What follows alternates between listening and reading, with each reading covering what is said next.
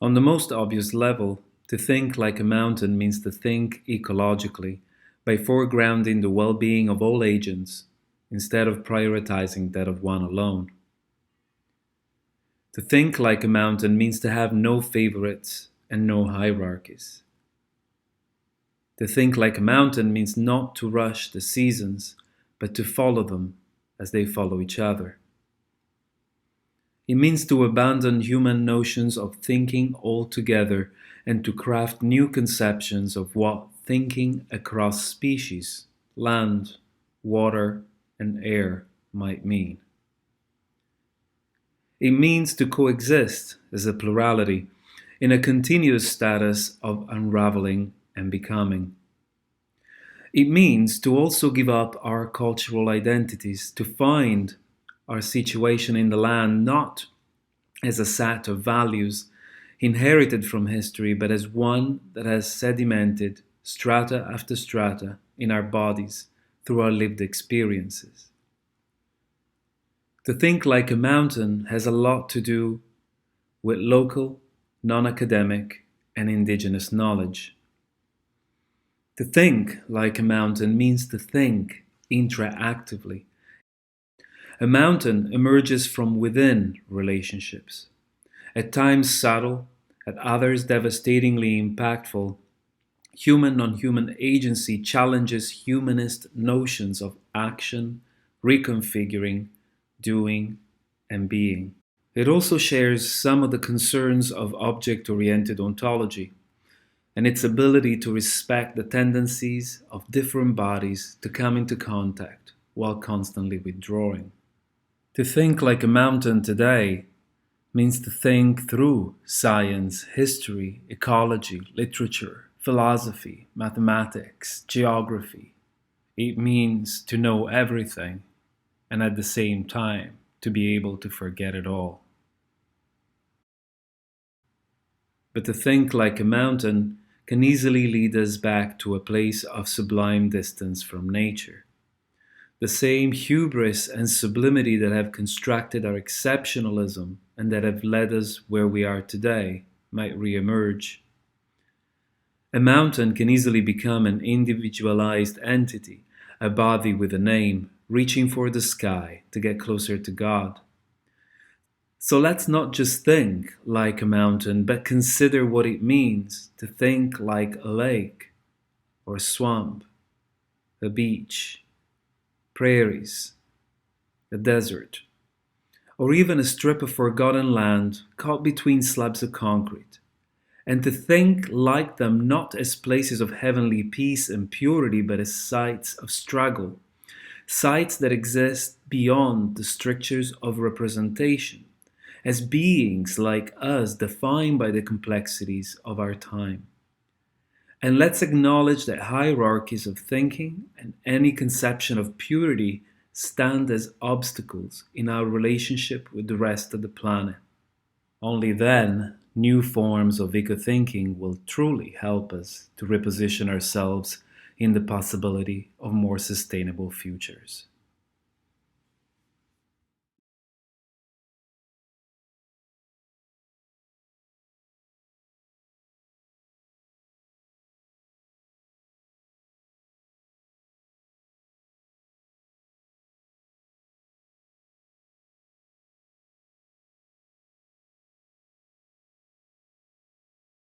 It is about seeds, it is about vegetal biodiversity, but it is also a project that wants to develop a shared, common practice, a practice that it develops in group. It's not the doing of a single person.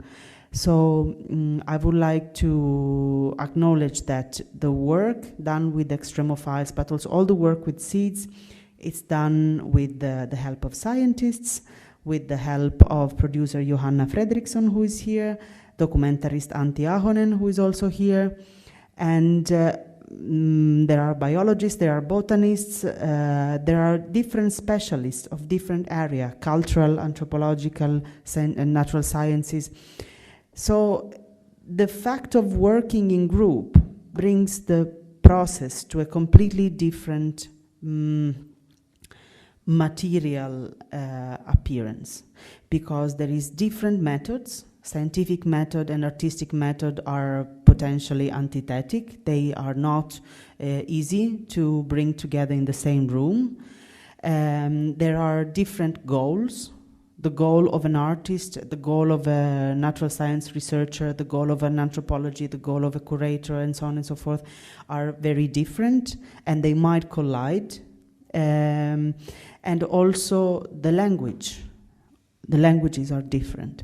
So by trying to think together, by going through the process together, we had to understand methodology and aims and language in a very different way, one another.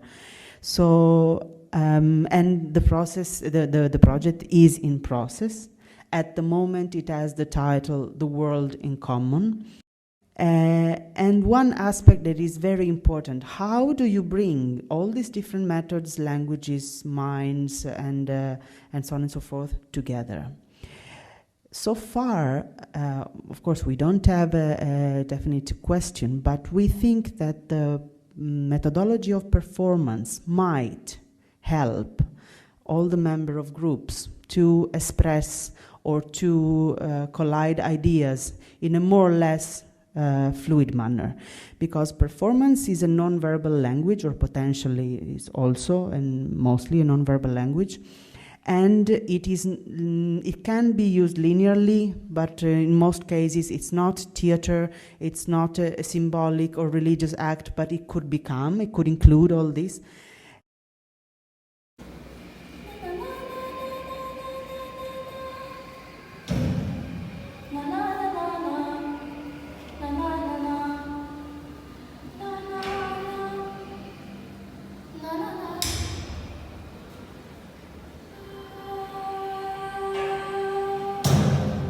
The fact that it's based on presence and in thinking through the body and in thinking through presence and relational aspects.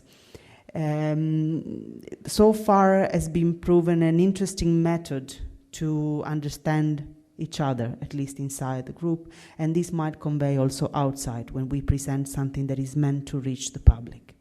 For example, here in the images you are seeing here, I am together with the scientist Karim Ben Hamed from the Boris Zedria Institute of Biotechnology, and after this meeting, we decided to perform together. He gave a lecture about allophiles, which are a specific type of extremophiles, and I performed during his lecture using my body, using colors, images, different cues.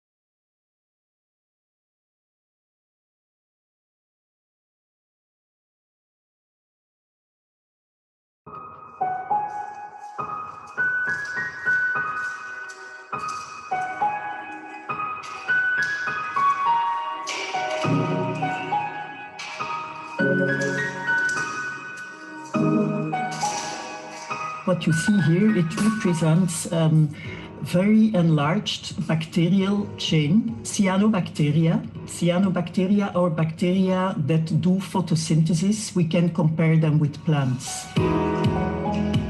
The goal of my research was to make a biosensor that can sense the pollution in the air, in the ecosystem where the bees go foraging.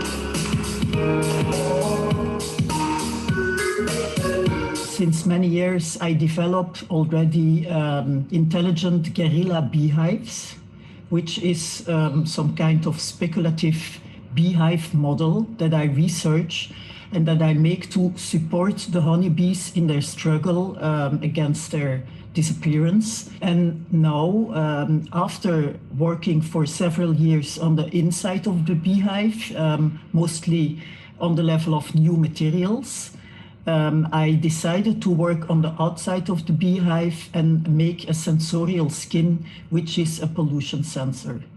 And therefore, I decided to work with cyanobacteria. Ces bactéries, elles font de la photosynthèse et ça veut dire qu'elles prennent de l'énergie du soleil et cette énergie, elles transforment en nourriture. Comme ça, elles peuvent se multiplier, tout ça. Et en plus, elles nous redonnent de l'oxygène. Et donc, tout le monde est rempli d'oxygène que ces bactéries donnent. Et à partir de là, les plantes sont nées. Les plantes sont une évolution de ces bactéries. Et après, les animaux. Et après, nous, les hommes. Donc, c'est un peu l'histoire, le début de notre monde, l'origine du monde. What I researched into the START residency was to work with these cyanobacteria that have the possibility to grow into a community. What we see here in the work, it's a community, it's a chain. So they grow into this biofilm community. Then they can communicate between themselves and they can express what they sense, changes that they sense in the environment. And this is what I researched during the START residency with the Hybrid Forms Lab in Amsterdam.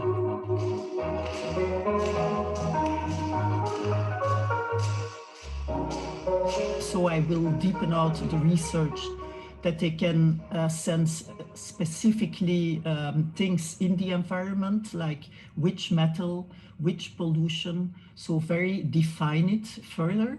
And then I want to continue to work with this bacteria, with this living matter in an artwork, because what you see here, it's very simple. It's actually the whole, the photosynthesis is similar to what plants do.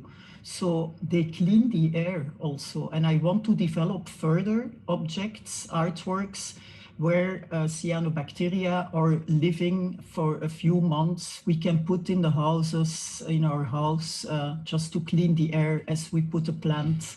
So we can put an artwork with living bacteria.